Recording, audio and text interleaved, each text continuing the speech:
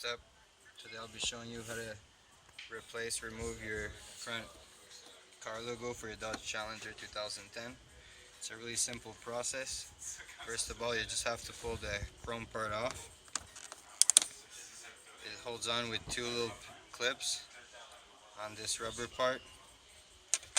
And then you're going to grab your flathead.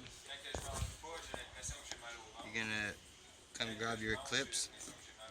You're going to pop it out. You're going to do the same thing for the other side.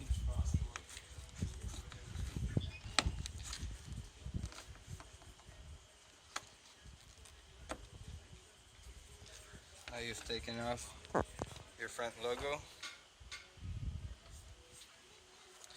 Now my aftermarket badge is a sticker, so I'm gonna clean it before.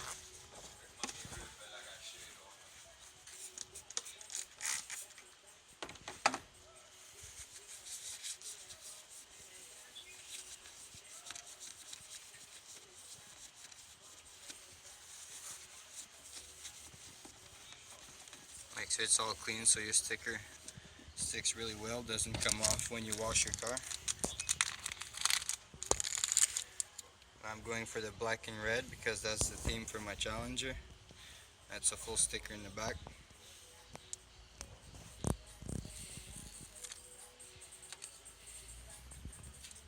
Now you're just going to center it in your hole.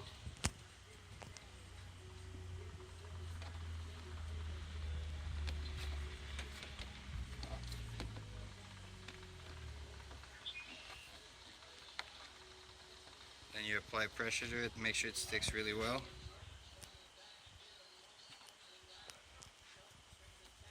And you're done. You've changed your stock badge to an aftermarket one. If you guys have any questions, please leave a comment in the section below. I'll be happy to answer you guys. Hope you enjoy the video.